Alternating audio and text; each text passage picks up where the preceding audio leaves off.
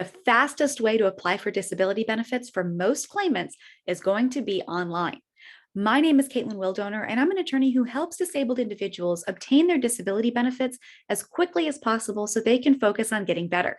Today, we're going to talk about how to quickly apply for Social Security disability benefits online. First, I tell everybody this: you want to make sure you are on the official Social Security Administration website, not another website.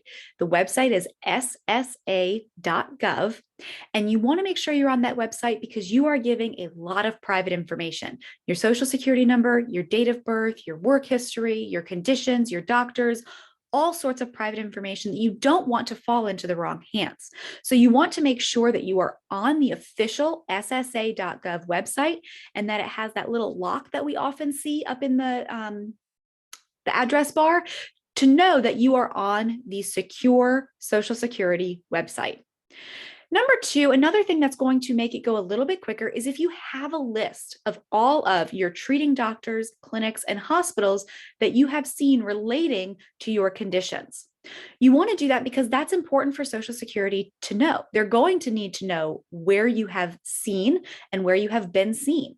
They need to know the doctors that you see, the clinics that you see, hospitalizations that you've had. They need to know which location. If you have a doctor that has 4 different offices, which location were you seen at? What is the phone number? When were you first seen by that office? When were you most recently seen by that office? And do you have another appointment scheduled? Those are all important things that if you have a list of ready to go, you'll be able to quickly input that information into your disability application. You may even want to add records prior to when you became disabled. Social Security will sometimes kind of look at a year prior to, just because especially if it's over the course of time that you just kept wearing your body down and wearing it down. And so there's going to be those supportive records. Sometimes that can be helpful too. You want to have a list of all of the jobs that you've done in the last 15 years, including when you started and stopped, what your job title was, where you worked, and what your rate of pay was. It's okay to estimate that. If you don't remember the exact start date, the exact stop date, the exact rate of pay, it's not a big deal. It's okay to estimate that.